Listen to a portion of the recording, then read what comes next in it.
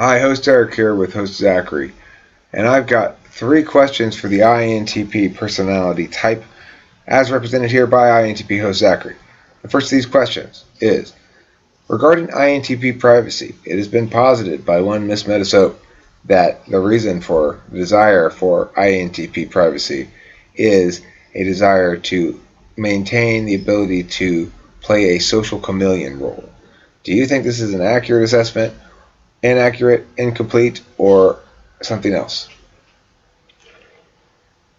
I definitely think she's spot on with the idea that INTPs act as social chameleons. The privacy, I think, is not a result of that. I think it's if I'm understanding her correctly, if she's saying that it's a primary factor in why we are social chameleons is that we have a tendency towards privacy, and I think she's definitely right in that. I think that even in bonds that I've had for a while, I don't tend to reveal a lot about what goes on within my private life to other people. I certainly don't disclose a lot of information that is usually between bonds I have with individuals. I don't disclose that information with other individuals unless there is a relational context there.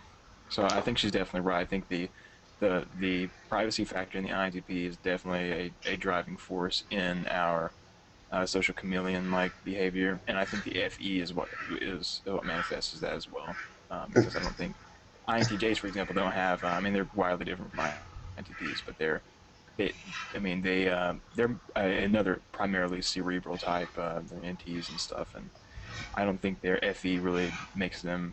They don't care about fitting in and sort of kind of going with the flow of what the other person's like, right? The INTPs are, and I think the privacy of that they desire plus the FE in their stack just works as a combination to achieve that. So, do you think that they, to a certain extent, are able to change their own behavior or make the effort to change their own behavior in order to ensure they achieve FE goals that they may not understand very well intuitively? Definitely, I think the FE is what causes them to change their behavior and their privacy in general, which results from their variety of things, their introversion and having SI in their stack.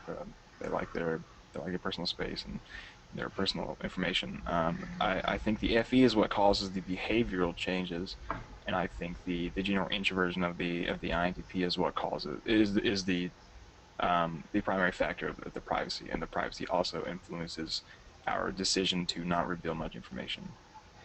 Okay, well, this segues nicely to the second of these topics, which is SI. Now, as somebody who has SI in the fourth slot, I imagine this sort of idyllic playground of life that it must be to have SI up higher. Now, as in the third slot for you, it's not super high, but I'd be very curious as to how you experience those matters of organization and such that one typically associates with SI, given that you have it a slot higher than I do. And lastly, if you can compare it to the fact that with my FE, I feel it's a motivational thing. You were talking about FE being motivational for you. So I guess that might not be a slot issue, but if you don't think that's a slot issue, what do you think the purpose or the job of the third slot function is? Or what role do you think the third slot function in general plays? In general, I'm not sure exactly how what I would say in general. For INTPs, what I can speak, the SI manifests um, when it comes to cerebral matters. The SI manifests as a tool to categorize or so the way the INTP processes information. Once you've received information, it mostly becomes once it's perceived by the NE, goes to the second function, and it's logic consistent, or it's logic consistent because of your dominant function, which is TI. It goes to the SI, and the SI is what categorizes and kind of if you could view the contents of the INTP's mind as sort of like documents, and each thought process and train of thought could be documented as a file, and you can access that through SI. SI is what you use to primarily interact with the stored data and stored logical argumentation and information that you find beneficial and contextual to what you're pursuing. And the SI the INTP utilizes SI to do that. So I guess SI is motivational, and it could be motivational. It could be seen as motivational Do in you regard to. did you find that you procrastinated in school with getting stuff done or things like that? Absolutely, I still do that. In procrastination, I were you about to ask something? No, I was listening to Oh, your procrastination answer. I thought I heard you say something. With procrastinating, as I got older in school and the work got more hefty, um, it just is too much of a chore. It's too much of a chore to do it all. When you're forced to do 150 equations, mathematical equations, and you already understand the formula in the first place, it's just it's too much. It's too hefty and it's too boring, frankly. And that's what I think a lot of the procrastination comes from in the INTP. It's just boredom. If whatever you're studying isn't engaging in any way, you're not going to have any desire to do it.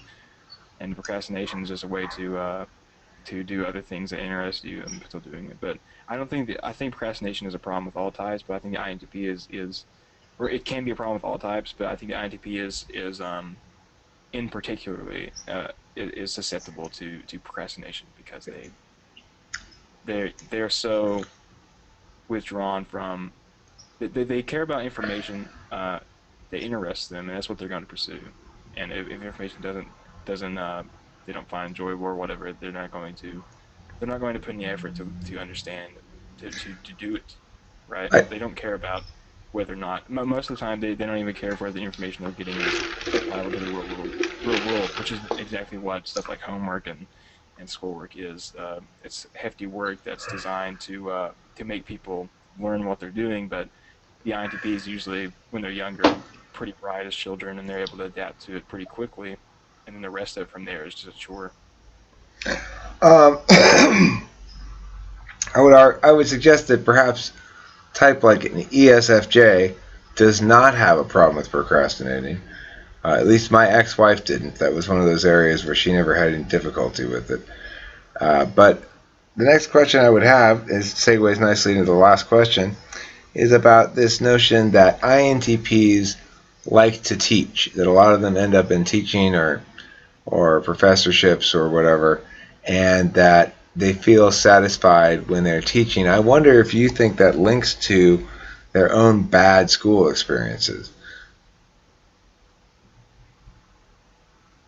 I don't think it links to that. I think what the idea of teaching, the reason I think INTPs could possibly enjoy teaching, and I think a lot of them would find that they enjoy teaching, is that when after they've already absorbed information through their INE, their best way, and it's stored in the SI, the best way for them to understand completely what they have attained is to explain it to another individual, and in that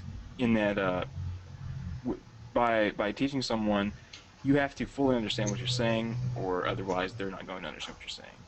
And that's kind of the a driving force in being able to fully understand your own theoretical systems and how they interact with each other and their relations to make sure you have every core part of what your understanding is. And Right? You have to have. are you finding that experience yourself with the debate stuff? Oh yeah, absolutely. Yeah, it's just, I think the best way to understand what you're internalizing is to be able to explain it to someone else, and through that interaction, I think that's by far the best way to understand it.